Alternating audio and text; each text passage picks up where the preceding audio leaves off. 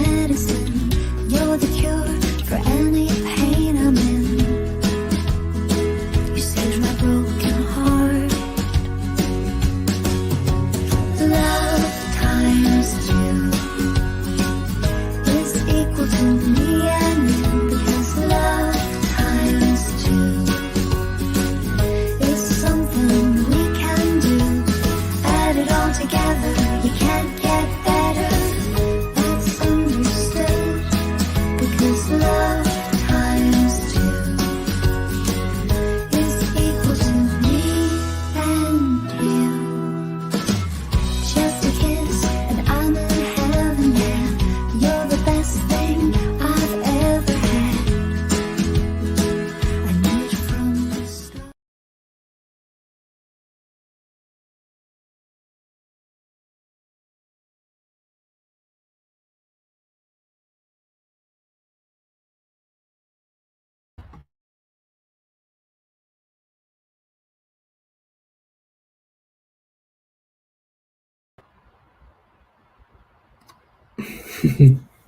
Wow, amazing morning.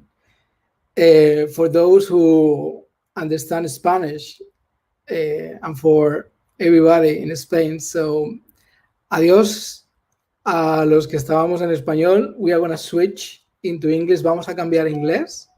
And we are going to welcome the English audience. But this transition, esta transición entre español e inglés es muy interesante, porque por eso somos the World Happiness Fest y the World Happiness Foundation. Así que muchas gracias, Teresa, y a todo el equipo en España. Luego tendremos tiempo de saludar, pero ha sido una mañana impresionante. Así que ahora vamos a otra mañana, una mañana tarde. Ahora vamos a una mañana más de el continente que se está despertando, que es América. And before, y vamos a cambiar ahora a inglés, ¿vale? So now switching into English, welcoming today to all this, the English speaking audience. Is an amazing day that we had yesterday, an amazing day today. And now we are bridging East and West. We've been doing these through sessions all day and yesterday as well, but now on stage, we are going to have amazing wisdom from India and from Asia and from Bhutan, and this combination of ancient wisdom and amazing souls. So you're gonna meet right now an amazing team from IIT Kanpur, which is the Indian Institute of Technology, and the Reiki Center focused on the science of happiness. So we are very fortunate, and I welcome you on stage. Reiki Sin, I see you now. So basically, it's an honor having you all here, but Reiki Sin is an honor to have you as part of the founding board of the World Happiness Foundation. This is fantastic, and I would love that on behalf of the foundation, you could say a few words to welcome everybody to this Unlocking the Power of Belonging summit that we are organizing with so much care. Thank you, Luis. I just want to say that you personally are doing a great job, an amazing job. And this topic that you have selected and have so many workshops and sessions going on the power of belonging is really very appropriate in today's times. I won't speak too much because I have a presentation and I will be talking there. But I'm so glad that you're doing it, and I think this will make an impact. Thank you so much. Having you on board is super important and is an honor for everybody. So let's go right away. So we have here Priyadashi Patnaik, Samdu Chetri, Manas Mandal, and if we can bring them on camera. Yes, welcome. Manas Mandal. I'm not sure if Tanusi is here. Yes, you are. Okay, so we have everybody. This is amazing. So I'm basically gonna hand it over to Priyadasi Patnaik, which is the head of the Institute, the Reiki Center, and the Institute of Happiness at IIT Kanpur, and Tanusri Dutta. And they are going to be introducing Reiki Steam, Manas Mandal, and Samdu, and they are going to be wrapping up each of the sessions. The way we plan this hour is with less than 20 minutes sessions, and then we'll do something very special guided by Samdu Chetri. So thank you so much, and please, Priyadasi and Tanusri, the floor is yours. Thank you very much, Louis. Can you hear me, Louis? And thank you very much. Yes. At the outset, I would say namaskar from India, where almost all of us are located, excepting Reiki sir. We belong to the Center of Happiness, which is located at Indian Institute of Technology, Kharagpur. And we are extremely fortunate to have three wonderful speakers here. Mr. Satinder Singh Reiki, who is the founder of the center at IIT Kharagpur, which works on the science of happiness. We have with us an extremely eminent psychologist and a man of wisdom, Professor Manas Mandal, who happens to be the advisor of the center and has done wonderful work on various aspects of behavioral sciences, would be also speaking on belongingness.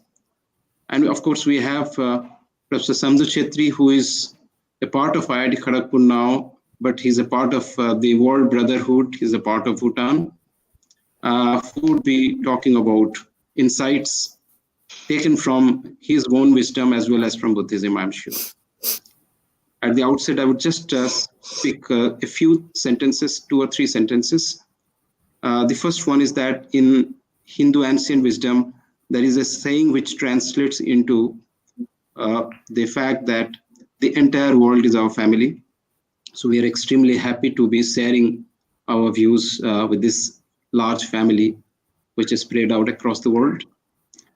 The point is that I'm sure that I would not stand between you and the wonderful talks that are there, but Mr. Satinder Singh Reiki would be talking about the highest plane in the context of the hierarchy of aspirations and needs, where one is not satisfied with the highest level of self-actualization, but goes beyond and starts looking at the actualization of others.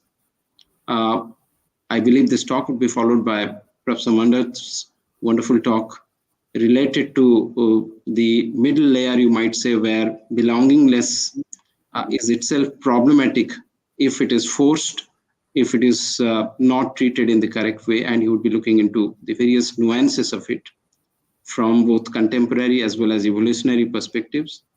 And of course, Professor Chetri would be looking into why belongingness often fails and what we could actually do to make belongingness a success by the right connects between self and self, self and other, and self and the environment. So I believe that the time is now ripe that we hand over the mic to Mr. Satinder Singh Reiki to take things forward. Thank you. Thank you, Professor Patnaik. I'm not seeing Louis anymore. Is it that we go ahead without him? Yes. Perfect. I'm here, but I give you more space. Okay. Thank you. So may I share my screen now and start, Louis? Yes, please.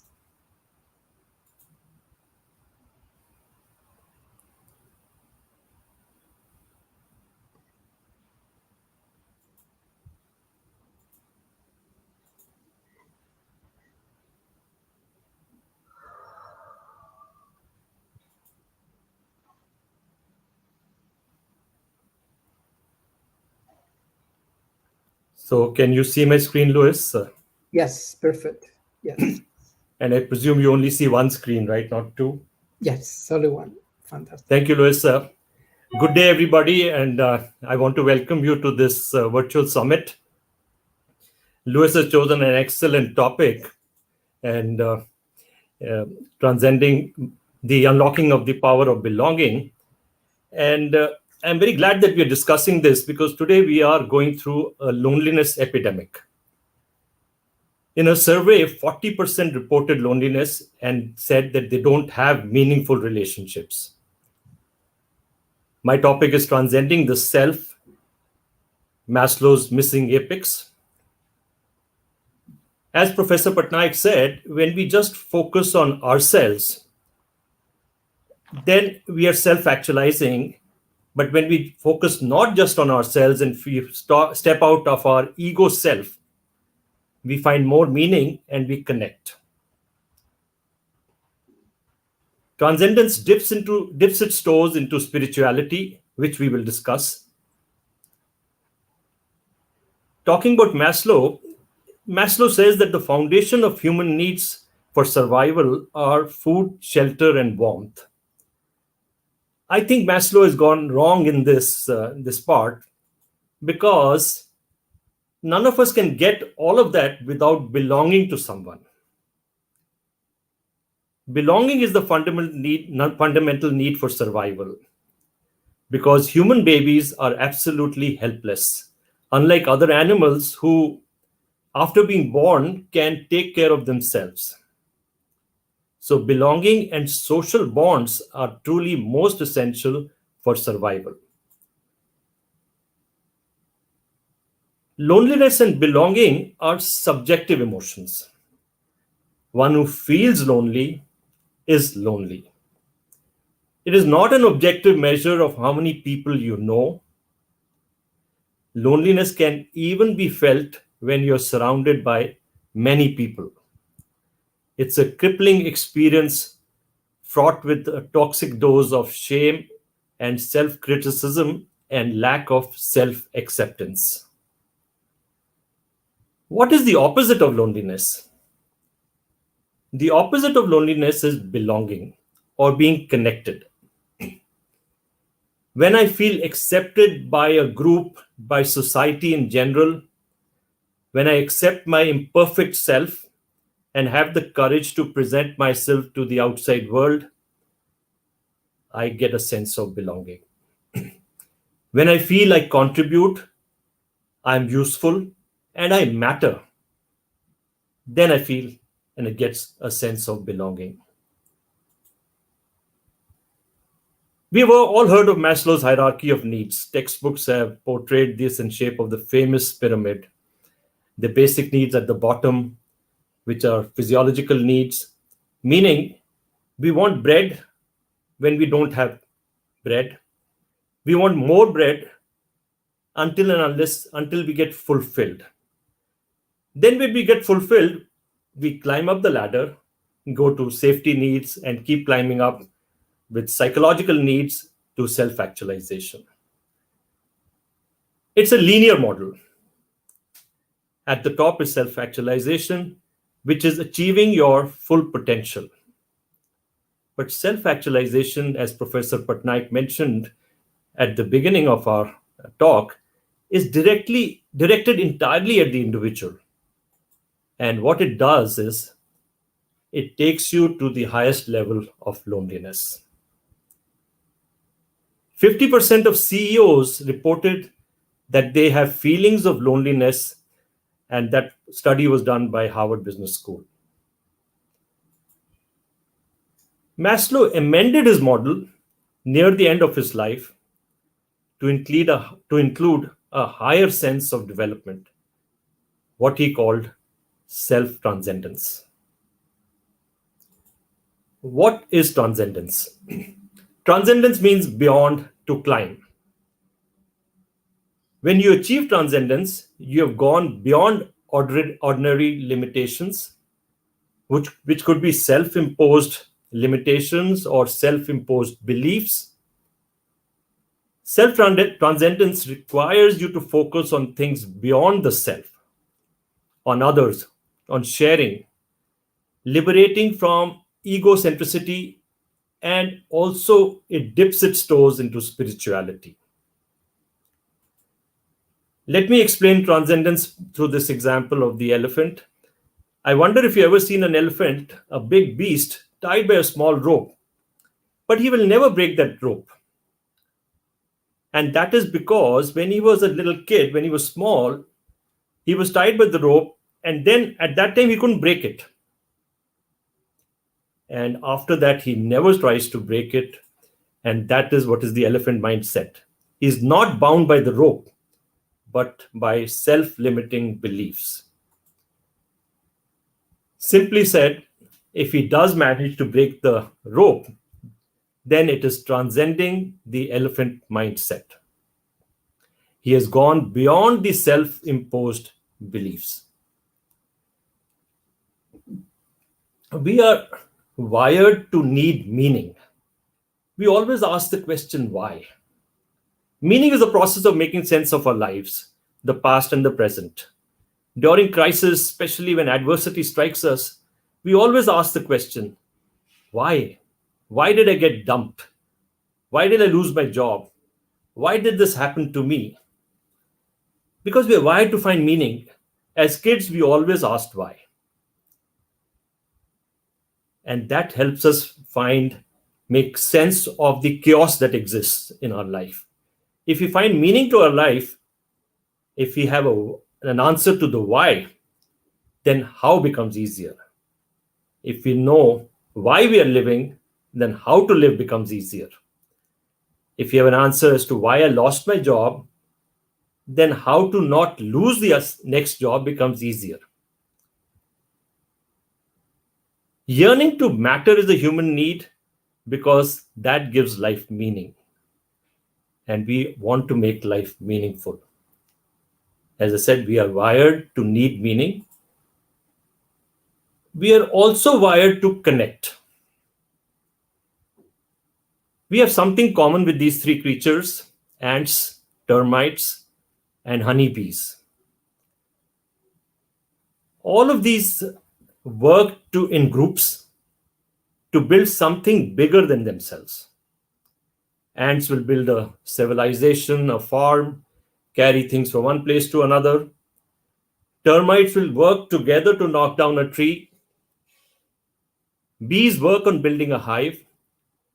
And their honey is not used by bees themselves. They do it for others. There are other species, birds, but birds will create nests only for themselves. Other animals will do things only for themselves. We are closely connected genetically to honeybees. And there's a big learning there. We are hive creatures. We need to connect, we need to work in groups and do things bigger for others and ourselves.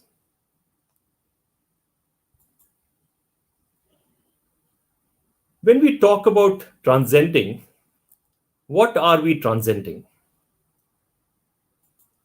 Spiritually speaking, self-transcendence is rising beyond the boundary of self, our ego self, and becoming a part of something larger.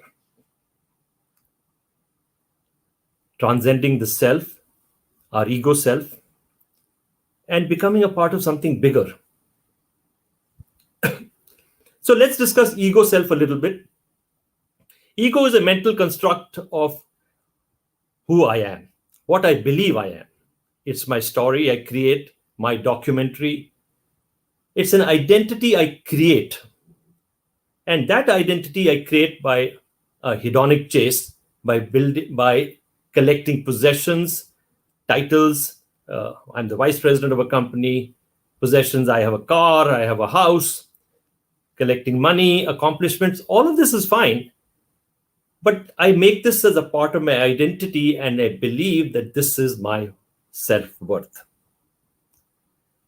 That is a cause for a lot of unhappiness, because if I have a car, that's wonderful. If I have a house, wonderful house, that's wonderful. But if I believe that says something about me, then I'll always be comparing and finding somebody else having something better, and I'll feel bad. So two things happen in ego. Let me say that ego is based in lack. You're short of it. You're short of something. So the first thing that happens in ego is that you're always wanting more and more. Ego is always trying to add to itself. One is never complete. One is never fulfilled. It is future happiness, meaning when I get that house, when I get that job, when I have that, I'll be happy. And the second thing is, ego lives through comparison. I'm always comparing myself. I'm at the center of the universe and I'm comparing myself. And unfortunately, I land up short. I'm not good enough. I'm not worthy enough. I'm not thin enough. I'm not beautiful enough. I'm not intelligent enough. I am flawed. Negative emotions of shame are generated. Negative emotions of fear of losing my identity, losing my possessions, losing my titles is generated. Jealousy, envy, shame, guilt are all generated because of ego self. The paradox of egotism is that when I try to glorify myself, there's a need to glorify self. And that need is because it is a compensation for the underlying shame. So how do we transcend the ego self? As I said, transcendence dips into spirituality. Self-transcendence needs to dip into spirituality, which means spirituality is about connecting to a higher power. The higher power can be anything: divine power, a guru, nature, universe, human beings in general. It doesn't matter. What matters is that you're connecting to something you believe is bigger and higher than you. The moment you feel you are a part of something bigger, positively, the sense of self and ego diminishes. And you start getting doses of transcendental emotions of awe and wonder. Research shows that you then get decreased entitlement and you feel interconnected and a sense of belonging. All that is so good, but the question is asked, how do I connect to this higher power? How do I connect to this so-called higher power? So let's talk spirituality. I'm going to take you to a small village where there's a guru, a spiritual teacher, talking about spirituality. He opens the discourse by saying that I'm going to talk about that greater power, the transcendental thing, the higher power, and I will call it God. And then he goes on to say that God creates everything and lives in his creation. The guru is talking to youngsters, kids, and he says that God has a manufacturing factory which produces human beings, animals, sun, moon, stars, vegetation, plants, everything. He knows whatever is going on, everything. He knows when a leaf falls from a tree.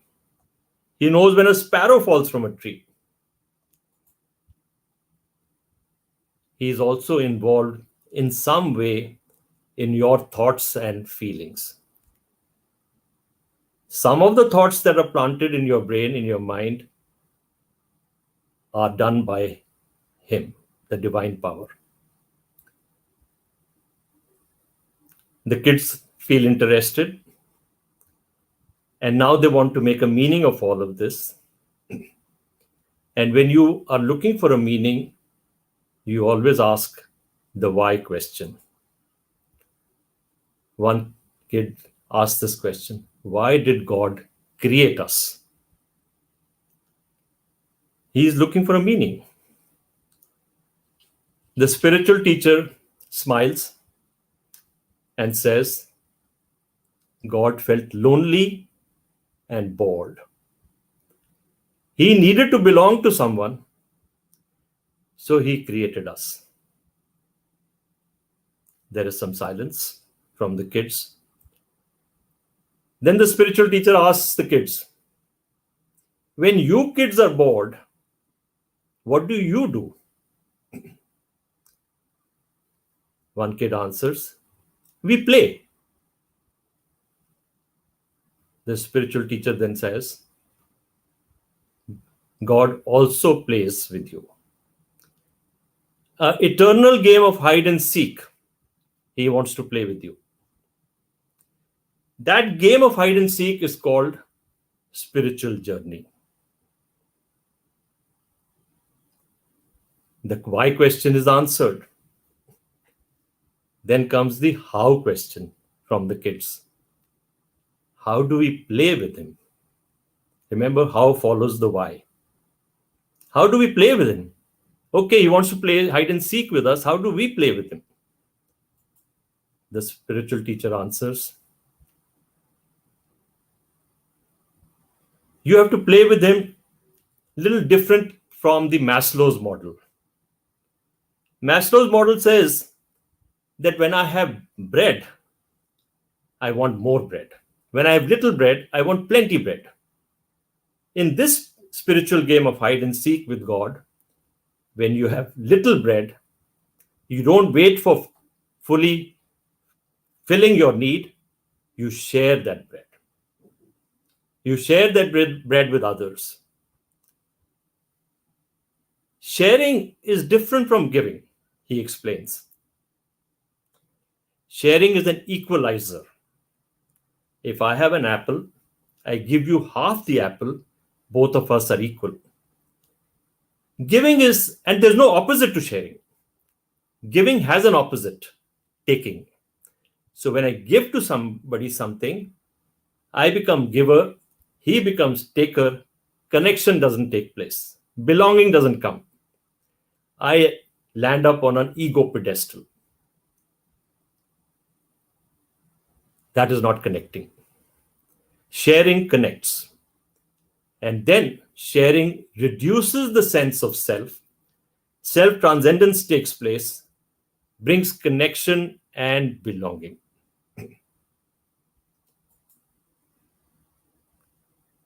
This game of hide and seek is bidirectional.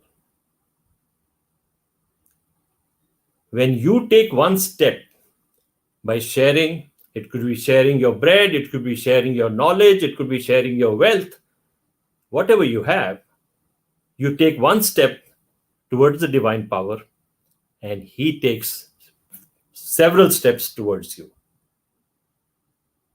It's a bidirectional game. What you seek is also seeking you. Small doses of self-transcendence emotions are released on this journey. When the sense of self disappears or reduces, fear and anxieties also disappear and reduce.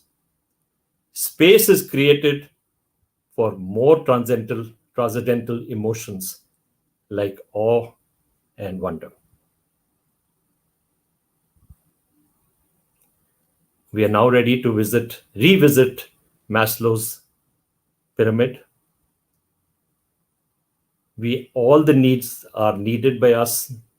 At the center, I place at the center self-transcendence. Others' needs are central. Summarizing, I've come to the end of my presentation.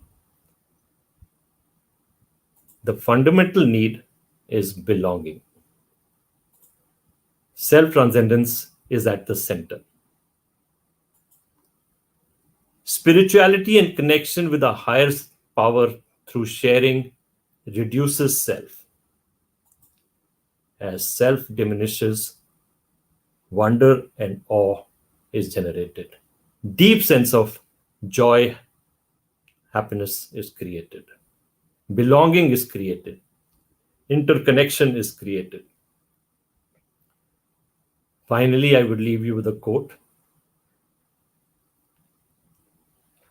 You're not a lonely drop. You're the entire ocean in the drop. When you lose yourself, beauty of you as the ocean is revealed. Thank you very much. I appreciate your time.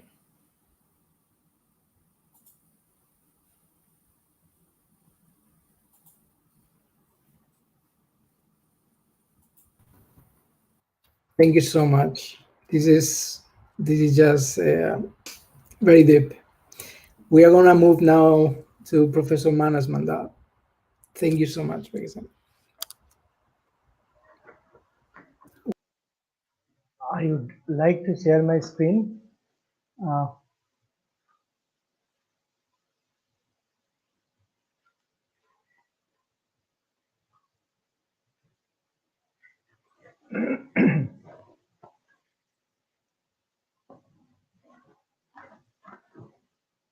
Can I see my presentation?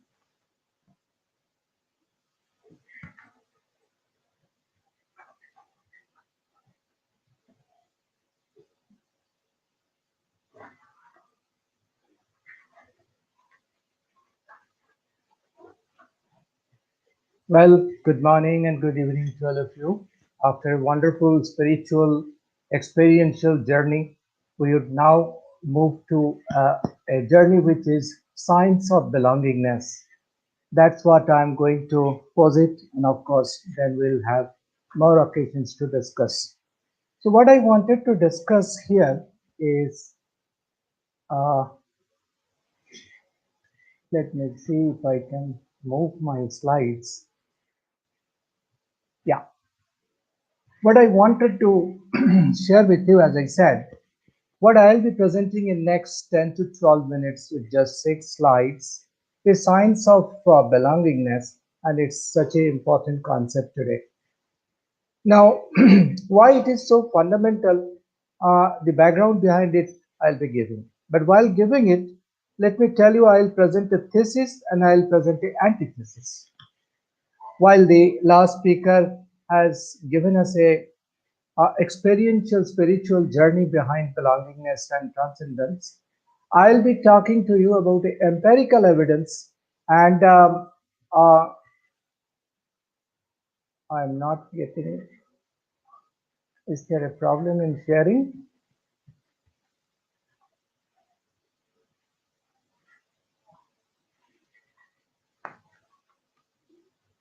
There is a problem in sharing.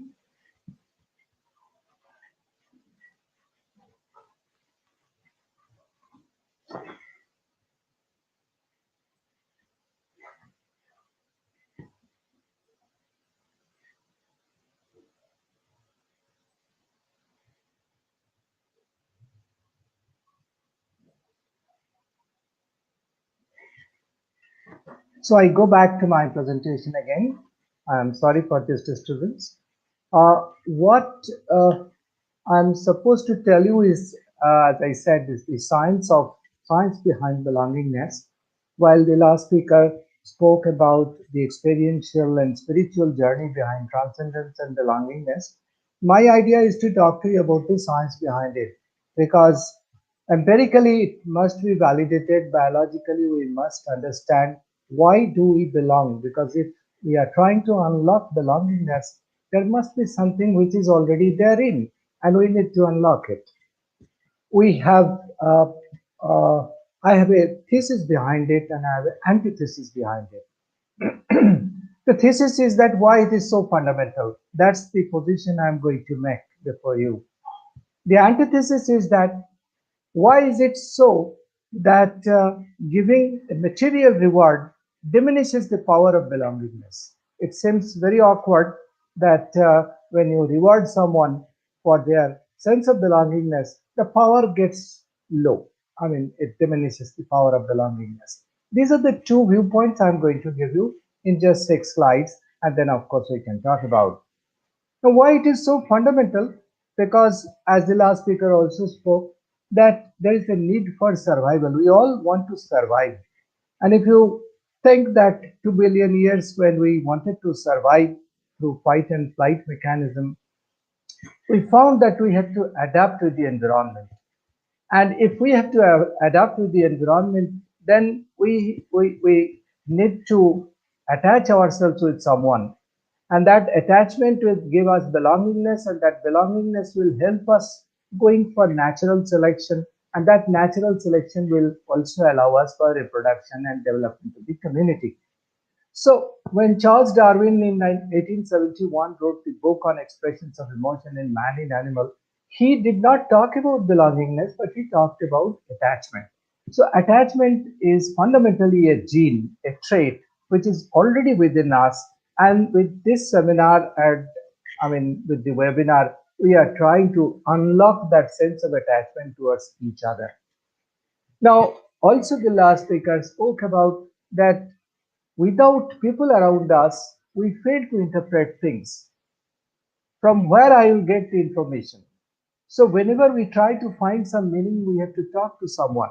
We have to find meaning from someone, because God has given us the appetite for meaning, but God has not given us the meaning. Therefore, a cultural theory suggests that in order to reduce uncertainty and interpretation of things around you, you need to develop belongingness.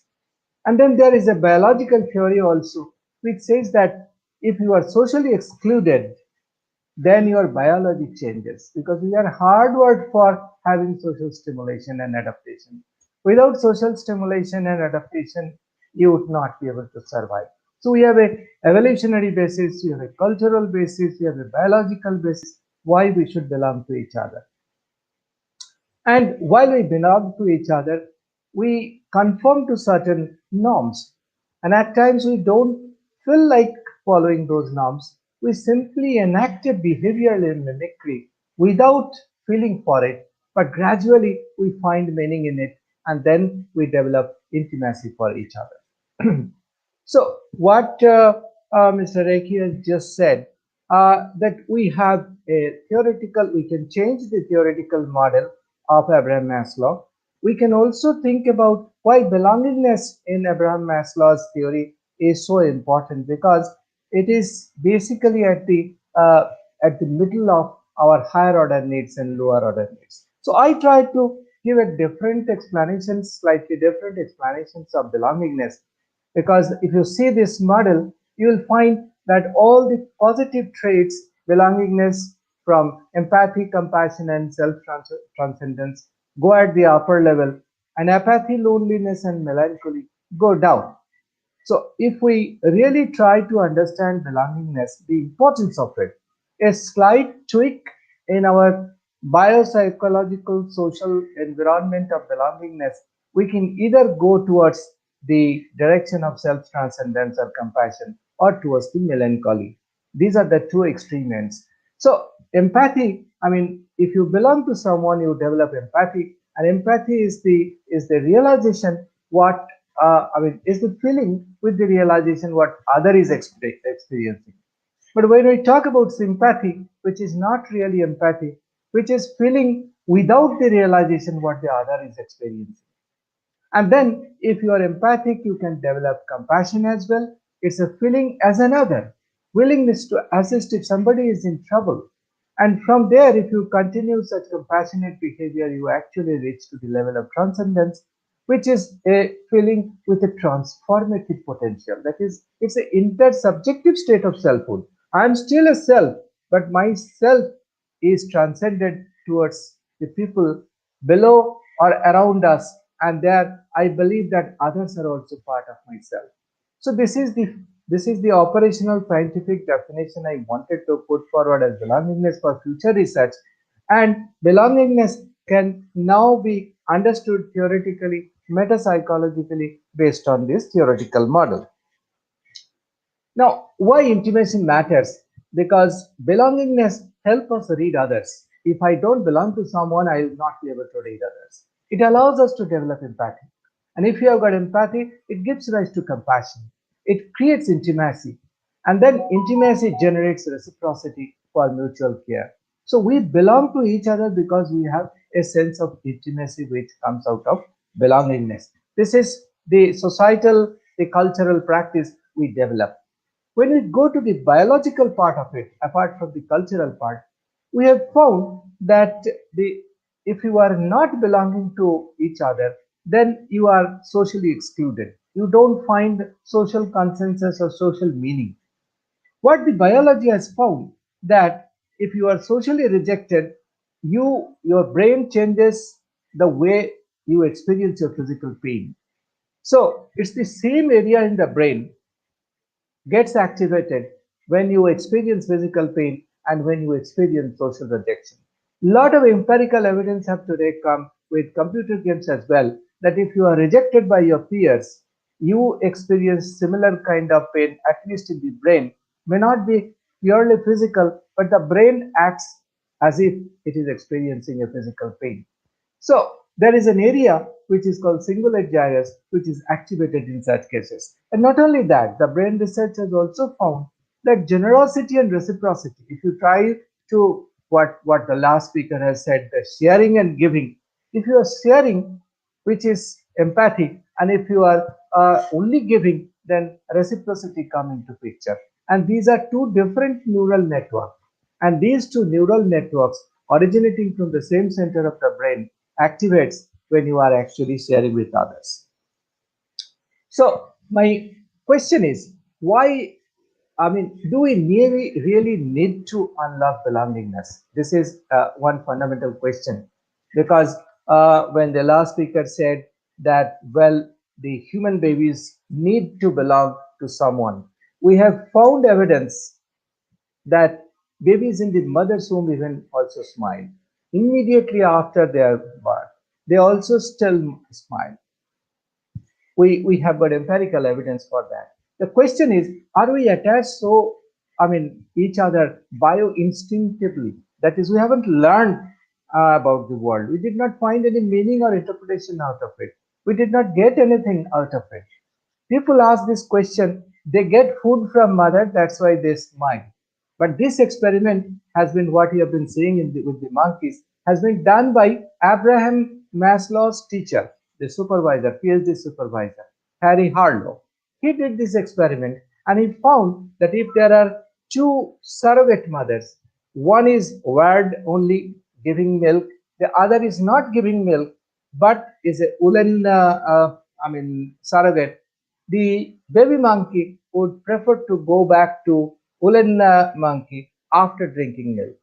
It says that the attachment behavior is implicit within us, biologically and bioinstinctively within us, and therefore we need to unlock them. From the core of our instincts. The question is, shall we reward a baby for the random act of kindness? That is, when a baby actually does a very good work of kindness or belongingness, should we reward them? That's the antithesis I want to pose. Suppose a baby sees that a puppy is lost in the middle of the road, it will run and try to save it. But if you reward that baby for that act, next time his propensity to do this act goes down. This has been experimentally proved. Likewise, we have also seen that if you have a volunteer, it's a blood donation camp on voluntary basis, you get more people to volunteer. But if you give some kind of incentive or certification after the blood donation, we find that the number of people who are turning up to this blood donation camp reduces. The question is, should we give such kind of social reward for the people who are doing this kind of belongingness? So the question is, how do I then justify non-premeditated act of kindness? People donate bone marrow to people with leukemia. At great risk to themselves, they pull people out of the burning house. Soldiers throw their bodies to save their comrades. They jump into river to save people from drowning. These are all senseless acts. Some people say that these are senseless acts of beauty. I also see that these are selfless acts with innocence. Why people do such kind of thing? The act of kindness actually creates the invisible connections which are already within us. A sense of belongingness is already within us. The material incentive restrains the inner call for kindness, a sense of belongingness. This is the antithesis I wanted to put forward. It is subject to lot of tests and studies, but I had the opportunity to stay beside the residence of Mother Teresa, uh, just 50 meters away from my house to Mother Teresa's house. Since childhood, I have seen her. I mean, what is called belongingness and why material incentive actually created more trouble for her. After getting Nobel Prize, she said that my life is getting miserable in the process because a lot of people are turning up to me and I'm not in a position to do my job. She only says that we belong to each other. So the question is, should we give material incentive for this kind of sense of belongingness, or should we allow the children to own it? And for owning, we need to model each other. Rather than incentivizing and preaching, we should be able to be a model for each other. That probably will serve the purpose of connecting people against each other, which we call as a senseless act of beauty. Thank you so much.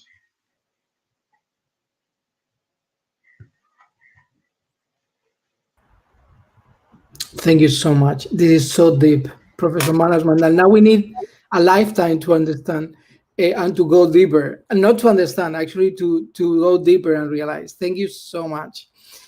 Now we have another board member, advisory board member of the World Happiness Foundation, and of course, a visiting professor at IIT Kanpur and Reiki Center, Sandu Chetri.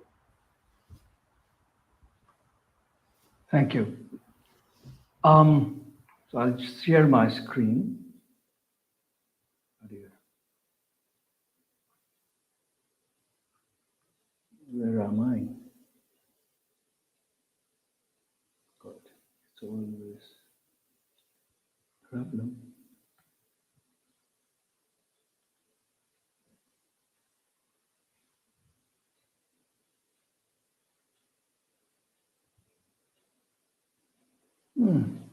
Sorry.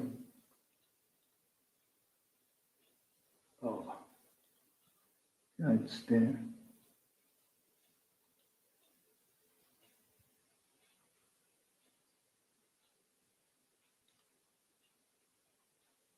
I'm even the worst.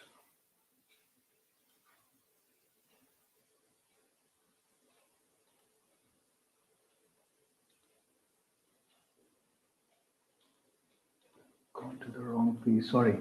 Very sorry. As I'm a mindful teacher here in IIT Kharagpur, may I request all of you to sit comfortably in your chairs, close your eyes, and begin to listen to your breathing in and breathing out. As you do that, please put your hands on your thighs with palms upwards.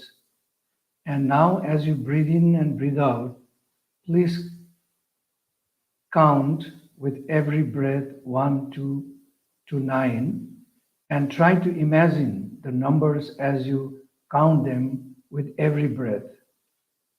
Please begin.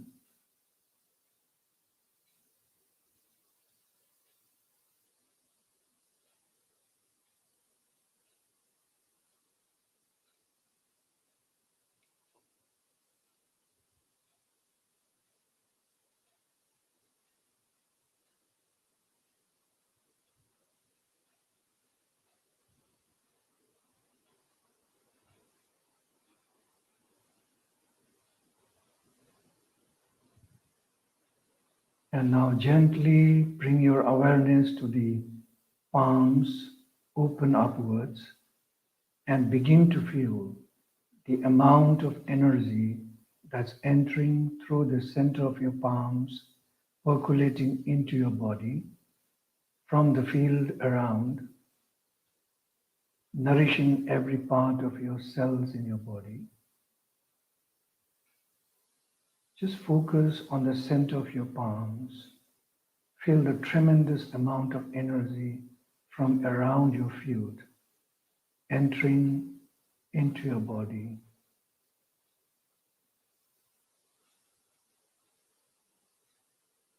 As this is happening, you're becoming calmer, you're becoming more peaceful, you're relaxing more, and you're getting into blissful mood, totally in total peace.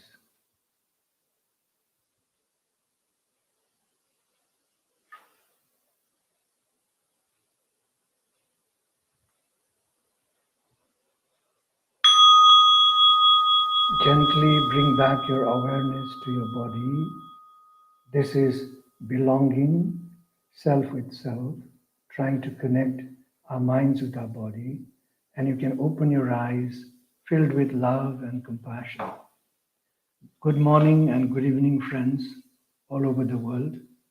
I'm not a scientist, so what I'm going to present is more from my own perspective as a Buddhist learner and a mindful teacher. So let me just try to understand what is belonging.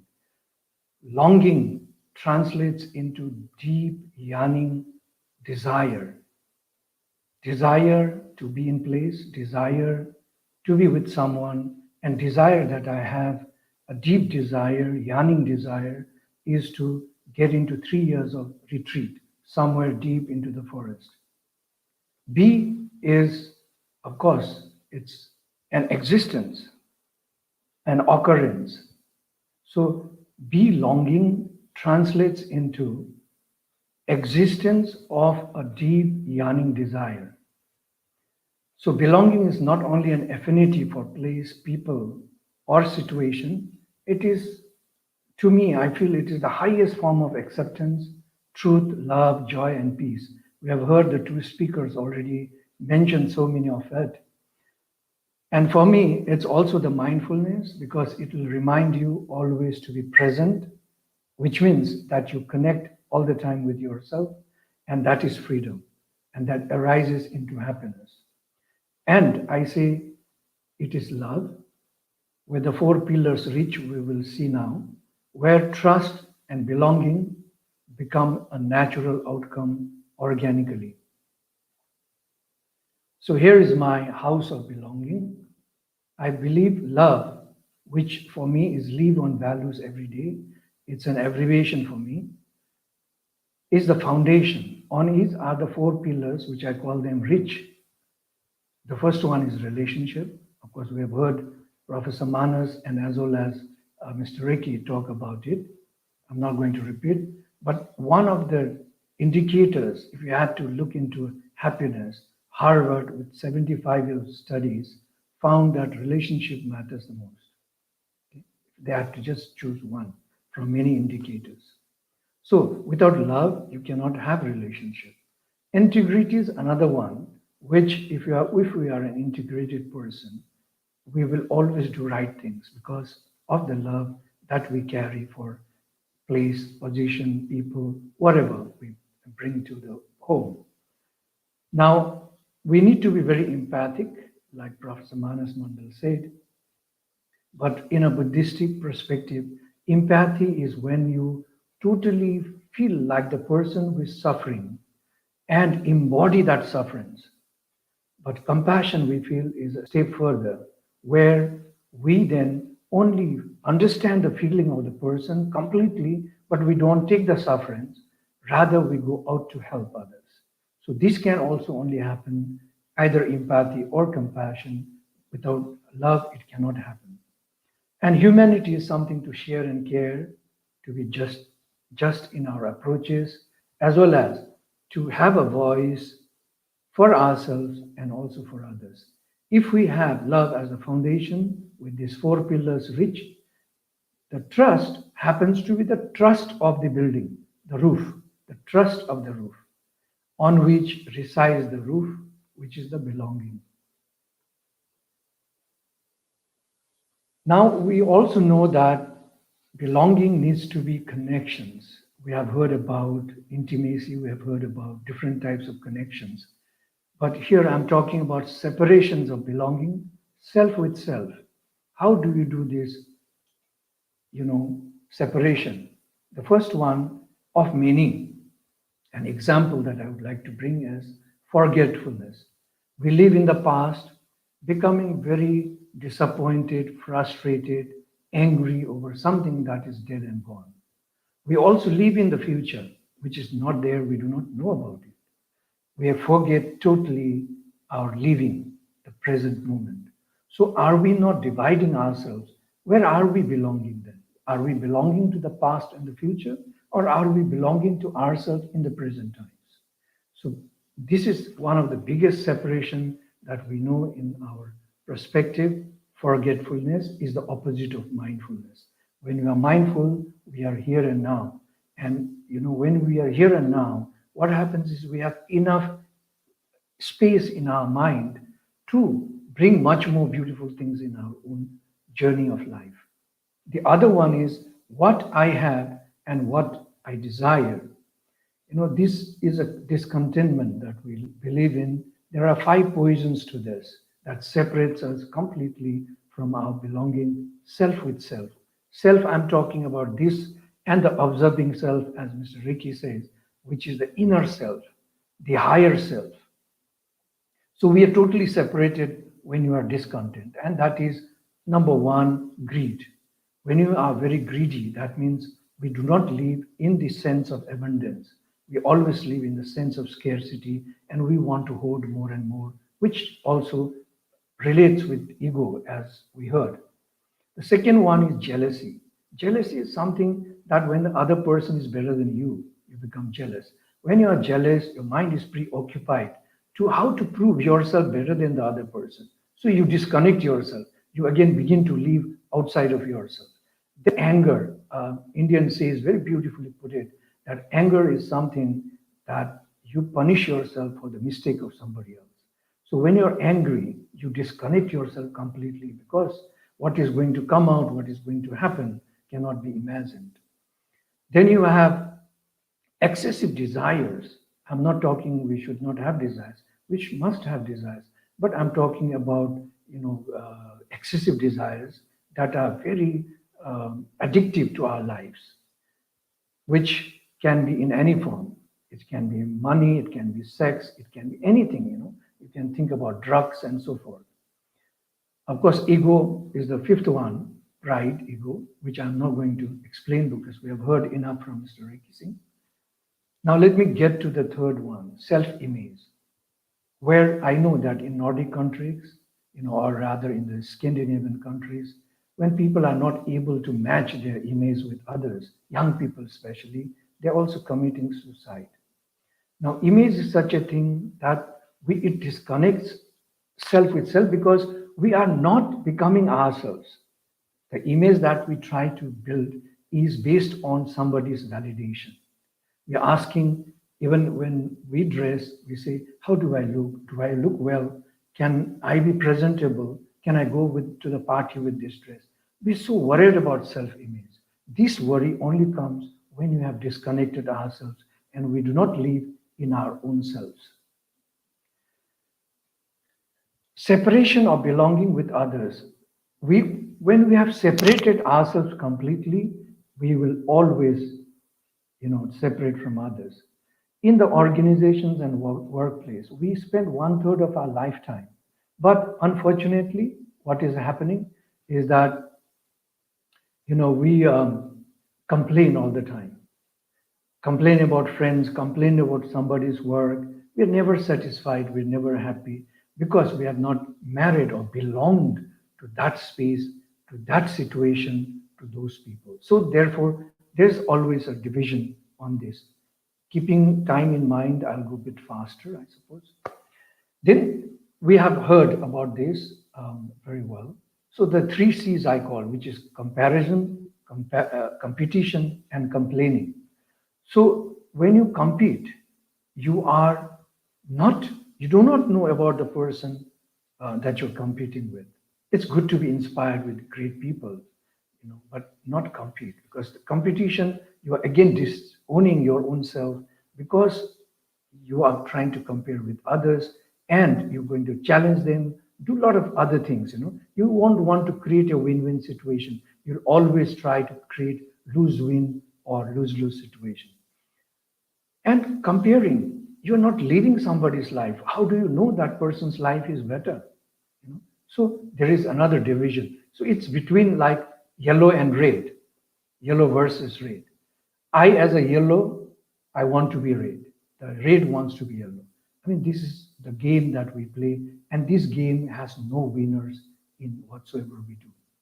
The third area is, of course, our family, our community, and the society.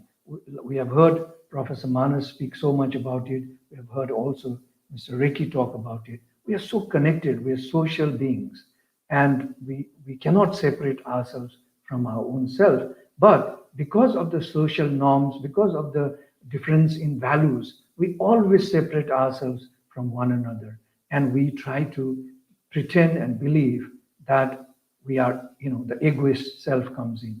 Anyway, I'll leave that, get to the next. Okay, then we have the separation of belonging with our ecology. The thing is that we live in interdependence. Look at this arc stone. If you remove one, we are dead and gone. Why I say we live in interdependence? Simply because, in the Vedantas, in Indian, studies, they talk about a term, Bhagwan, and Bhagwan is translated into God. So if you decode Bhagwan, Bhagwan stands for Bha for Bhumi, Ga for Gagan, the sky, and there is a word subtle, A, but it's not written, Agni, which is the fire, the sun, and then you have Va, the Vayu, the wind, and Na, the Nir, water. So we are built of the 5 elements. And if you do not believe this, Vedantas also say 72% of our body constitutes of water, 16% constitutes of air and energy. How is that? Of course, genetic science talks about that an average body has 37.2 trillion cells, and each cell requires oxygen. 37.2 trillion cells. That's average. Maybe, I'm much bigger than that. Then, of course, every cell needs to be nourished with food. And then there is combustion, there is, work of rejuvenation, replacement, all that happens. So the energy constitutes 16%, and 12% is food. This body is food. From the mother's womb, from one diploid, one cell, we have multiplied in mother's womb from the food she has eaten after we are born, from the food outside. So 100% of our own self is the nature. But look at us, we are totally divided. Why? Because our perception is that nature out there is to serve us. We are not a part of nature. So we try to see things from our own perspective.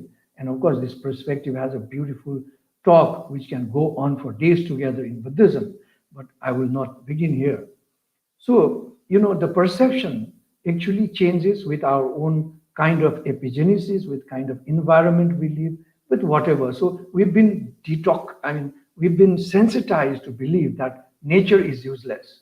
And now there are, of course, fighters in the world to bring back nature to us.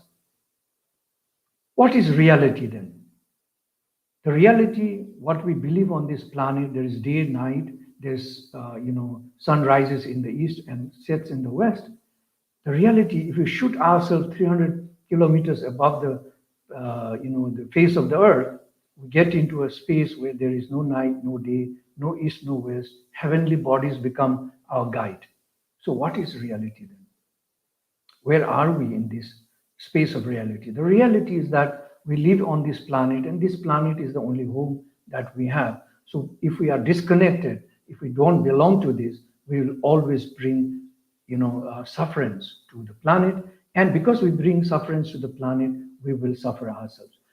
And the truth is hidden, completely hidden, so that, people tell us, do this, do that, eat a lot of meat, you will get a lot of big, you'll become very powerful and very healthy and all that. Dairy products, these are all proven by science, by research, that they are not good for our health and living. So we have to uncode, we have to discover, we have to break the lies and find the truth like that is happening in these pandemic times, where we are traumatized with so many information and so many news, and we do not know what is right from wrong. The truth here is that we are all linked to all the species on this planet. The genetics, they talk about, 70% of banana genes are in us, 90% of chimpanzee genes are in us. So there are so many genes. An Indian scientist just went around a bull with a hump, and he calls his aura, but his energy level from 19 meters, it increased or jumped to 123 meters by 6 times, just being with animals. And that's why when you feel very depressed, unhappy, go to the nature, to the water, to the abundance of nature, and we have a calming effect altogether. This is the truth, because we belong to the nature, like the term Bhagwan. We are Bhagwan, and Bhagwan is in us. That is the absolute truth.